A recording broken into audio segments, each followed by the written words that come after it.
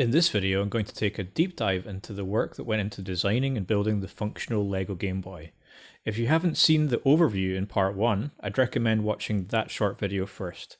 I'll also be giving an update on the Tindie kits at the end of this video, so be sure to stick around for that, especially if you're one of the people on the waitlist, which is now over 550 people. If that's the only part you're interested in, the timestamp is on the screen right now. On July 24th, 2025, the LEGO Game Boy was announced, and the pre-orders went live soon after. I was impressed by the level of detail and accuracy that had been incorporated into the design, so I went ahead and pre-ordered one. I remember thinking the lenticular displays were actually pretty smart, but I knew there might be the opportunity to make it fully playable. I also was well aware that I wouldn't be the only one with that idea, but I was ready for a challenge. At that point, I had basically no information on the internals of the LEGO kit, other than the fact that the fake LEGO game cartridge pictured alongside it looked extremely close to the size of a real Game Boy cartridge.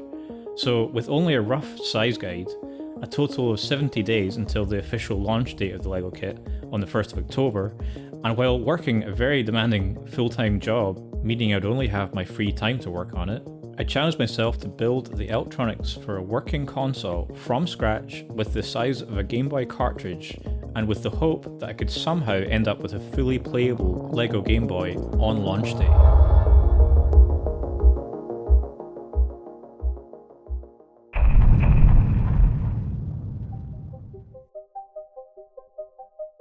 For any large project, it's important to start by writing down the design requirements. This provides structure and focus, helps guide further technical choices, and makes it easy to verify that each requirement is met along the way. So for my primary design requirements, the first one is that the electronics must fit inside the LEGO Game Boy with minimal changes to the outside. It must have a working D-pad, a working A, B and start and select button, a speaker. It must have an internal rechargeable battery and a USB-C port for charging. It must be able to switch between different games somehow. And most importantly, it needs to be working by the 1st of October. The secondary design requirements are that it must be easy for anyone to be able to manufacture it, given the correct information. It should be optimized for PCB manufacturer assembly because of that. It should use off-the-shelf components wherever possible. We want to have at least a 2-hour battery, and it should emulate other consoles if that's possible.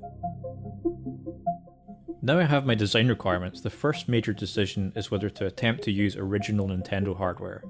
It does seem feasible to achieve this with the space requirements if I were to design a custom PCB, but there's a huge gap between my knowledge of the Nintendo chip requirements and the level of research required here could easily lead to missing that deadline that I've set.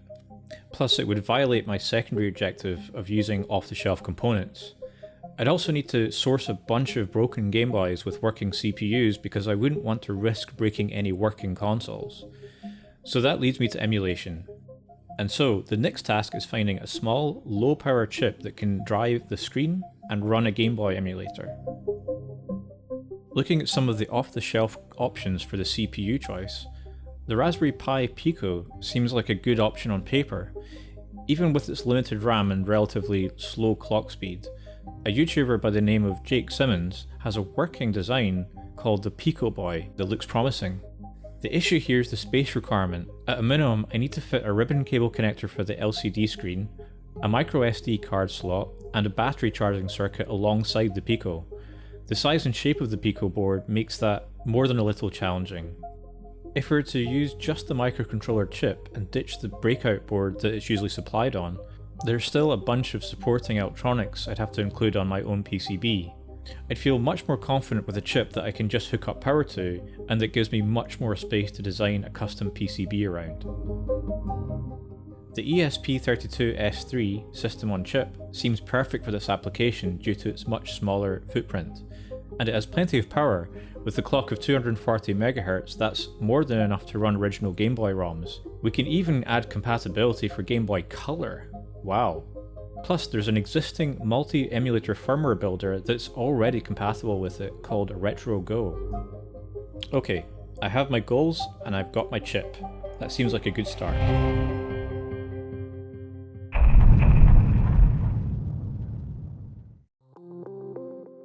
This is the ESP32S3 Dev Kit C, which I was able to find on AliExpress, bundled with a 2.8-inch LCD panel and a pin expansion board.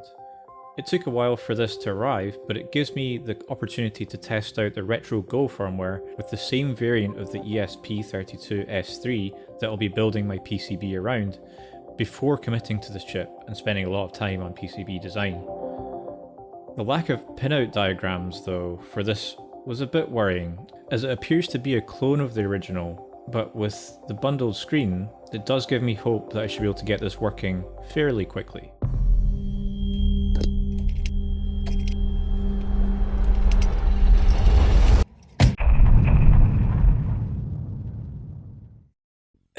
That process presented some unexpected challenges, but we move on with cautious optimism.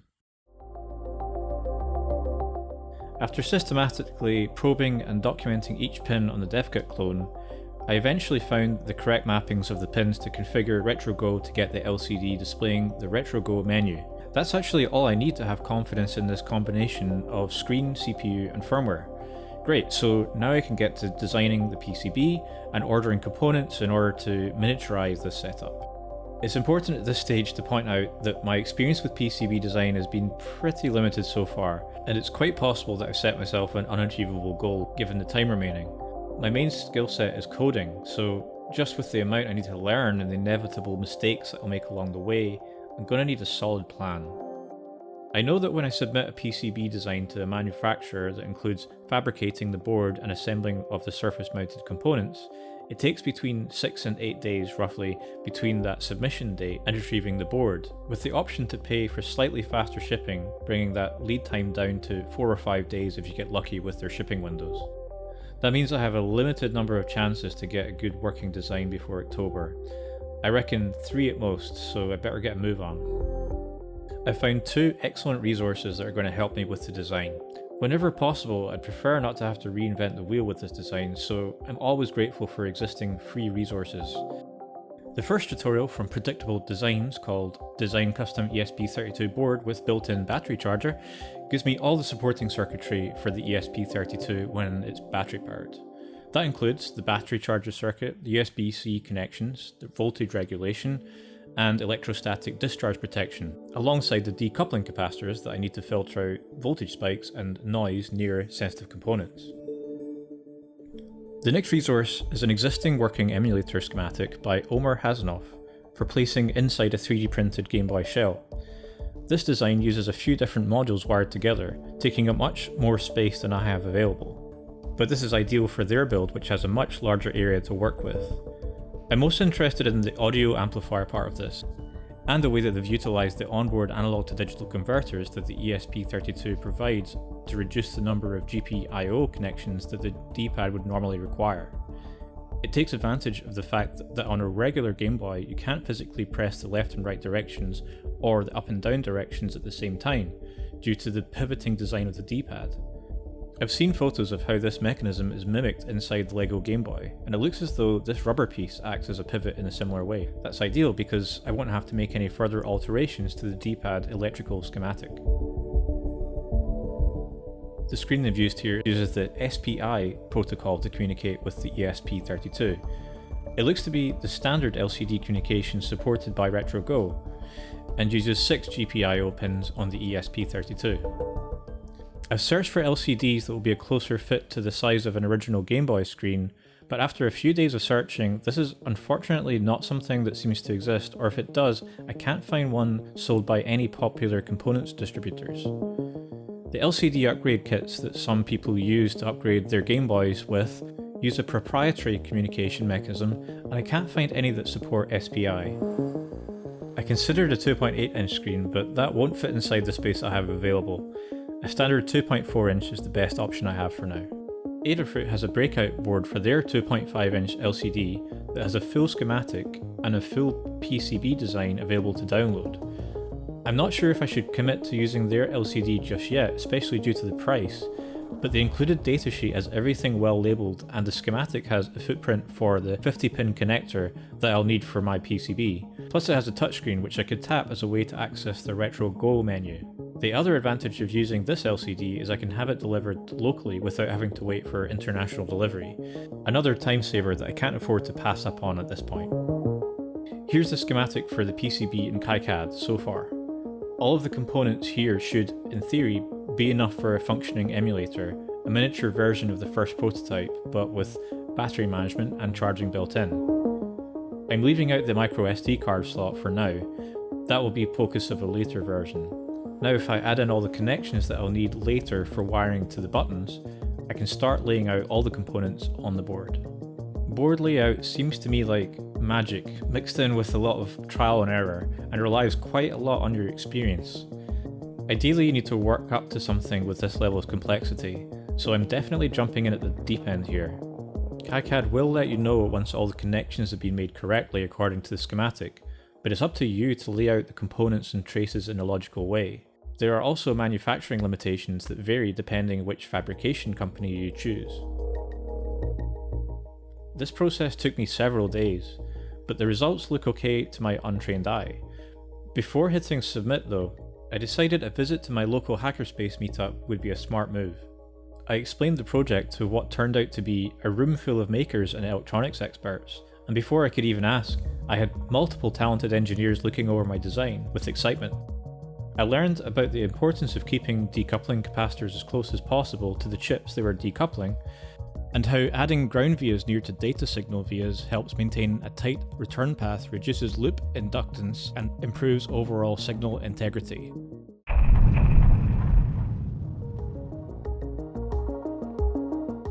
It's a couple of days later and I'm finally happy enough with the design to get it manufactured. While I'm waiting for that board to arrive, I can move on to the buttons. So, I need some new information, specifically, how do the Lego buttons move currently, and how can I fit electronics in the actuation area behind the buttons? Is it even possible, or will I have to redesign the internals of the Lego kit completely? Has this whole thing been a total waste of time? Okay, I'm in luck. Until now, the only images I've had of the insides of the Lego kit have been useful as a rough guide of the layout, but didn't let me accurately measure what space might be available underneath the buttons. But just a day ago, a review video has appeared from a Lego YouTuber who must have been sent the kit early. What makes this review special is it includes a full build time-lapse. That lets me get a better look at the internals, and based on the size of the bricks they used, I might be able to build up a 3D model to take those vital measurements. Actually, I can do even better than that. There's a piece of software called BrickLink Studio that the Lego building community uses to build virtually before buying the physical bricks, or just to test out designs. If I just follow along with the time-lapse, I can build the whole model, including the button mechanisms, and then take the measurements that I need virtually.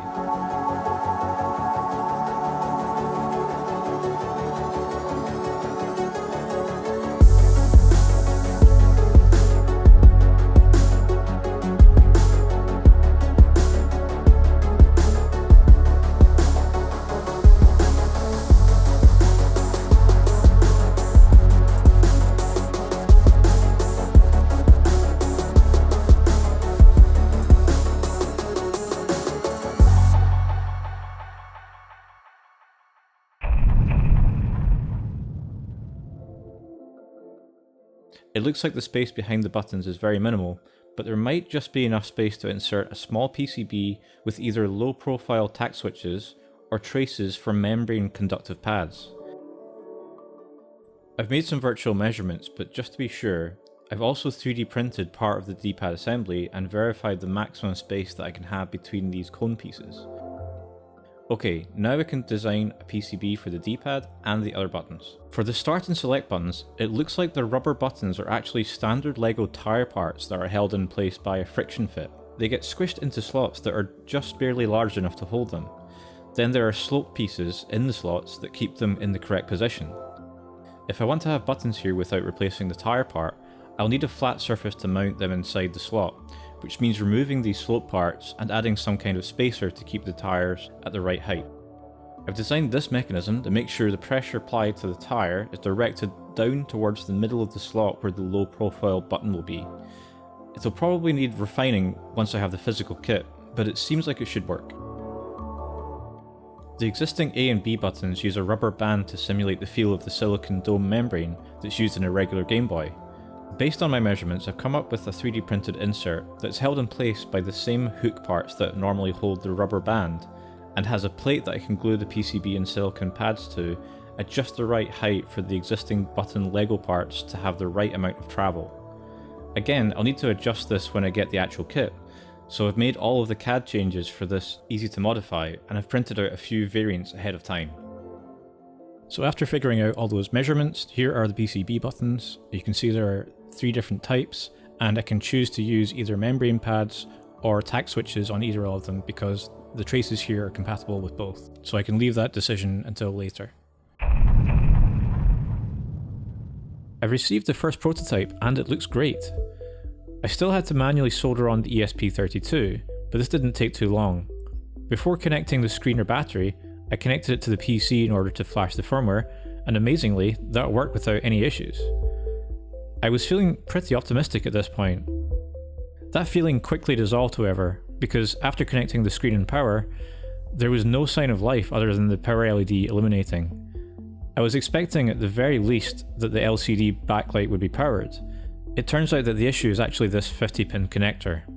The ribbon cable from the LCD has pins that connect to the top surface of the connector, but the connector is designed to connect to the bottom surface. Looking back at the part I chose for the connector, there are actually 2 different types, which of course I hadn't realised at the time. One for the top pin connection and one for the bottom pin connection. And of course I can't just turn the ribbon cable upside down because that would result in connecting the pins in reverse order, which could easily damage the screen. Rather than paying for and then waiting for another PCB to be assembled with the correct part, I decided to at least try and replace the connector with the correct one. As luck would have it, I was able to find a local retailer that had the correct part in stock for next day delivery. Desoldering the existing part using hot air and a boatload of flux took longer than I'd like to admit.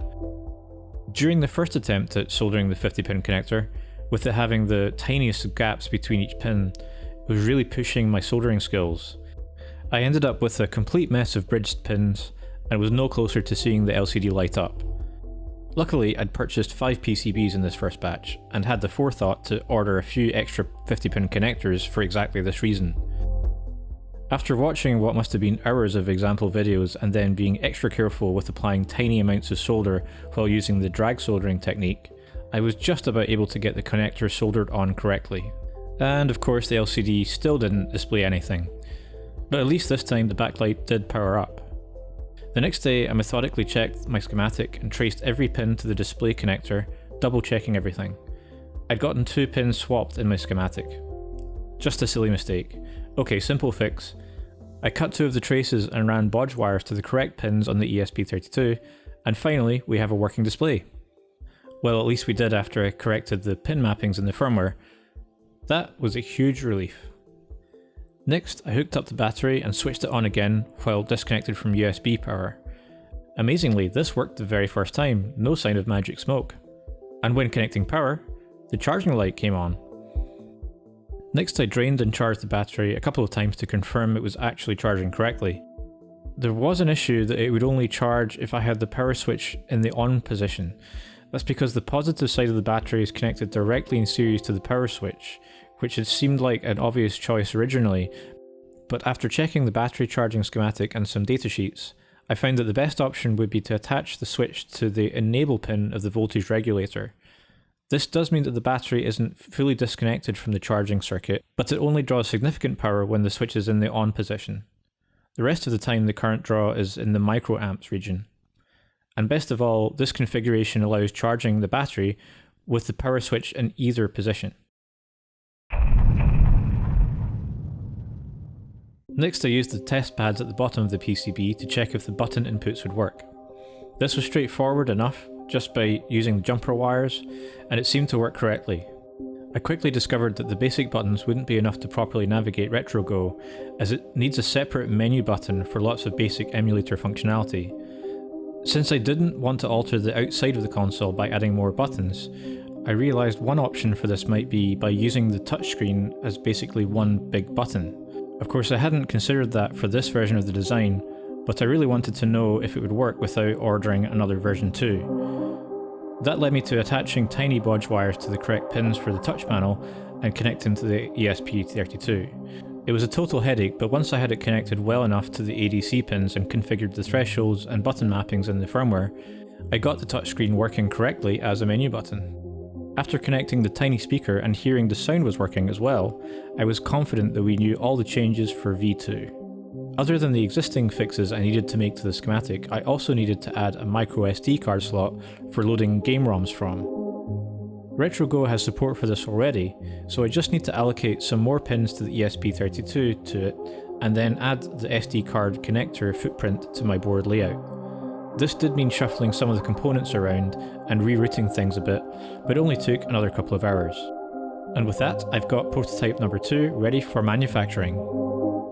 There was now only one major variable that was out of my control. The PCB manufacturer had to deliver within 6 days, or I would miss the deadline. It arrived, and it works. Even the touchscreen, and the battery charges when it switched off as well, just as I hoped. Best of all, I can actually load games from the SD card. What a relief.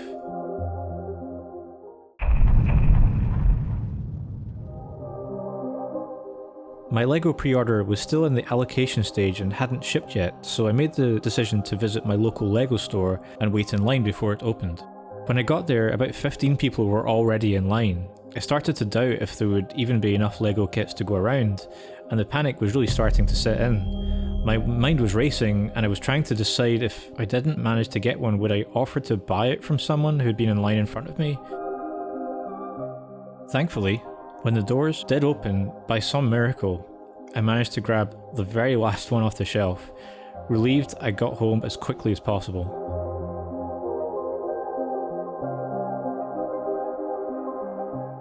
My first task of the LEGO build is to get it to the halfway point where I can start making space for the PCBs and figuring out the cable routing between them. This took quite a bit of trial and error, but eventually I got it down to only a handful of LEGO substitutions. One major snag quickly surfaced though. I had designed it so that the screen would be attached directly to the back of the PCB, which would allow the whole module to be attached to the back of the LEGO screen frame. But due to the location of the top edge of the kit, there wasn't enough space for it. I'd made a miscalculation somewhere. This stumped me for several hours as I frantically started removing more and more LEGO bricks to try and make space. And just as I was starting to accept the realization that my design was never going to fit, I tried one last thing, separating the screen from the PCB and shifting the location of both. And by pure chance, the length of the ribbon cable was just long enough to allow both to fit in the space that was available.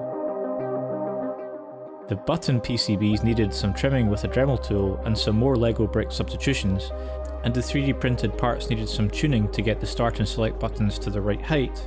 But at some point, late in the night, I found myself actually assembling the finished console.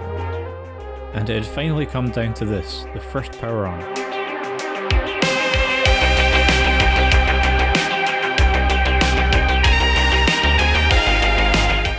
Success. At 1 AM I started recording the short video for YouTube, and the relief was immeasurable. After 3 months of preparation, it actually works.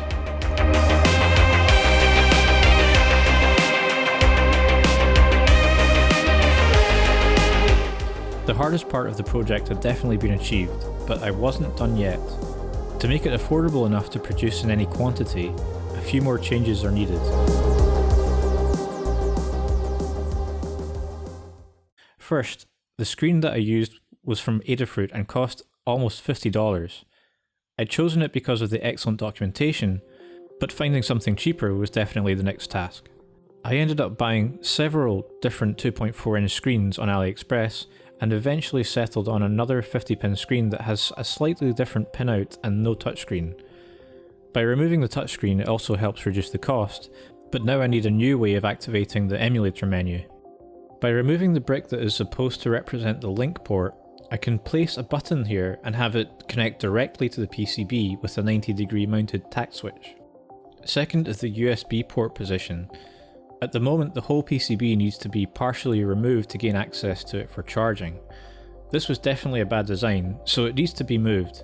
The ideal place would be the top edge of the PCB, but that area is already taken up by the power switch, microSD and the ESP32 antenna.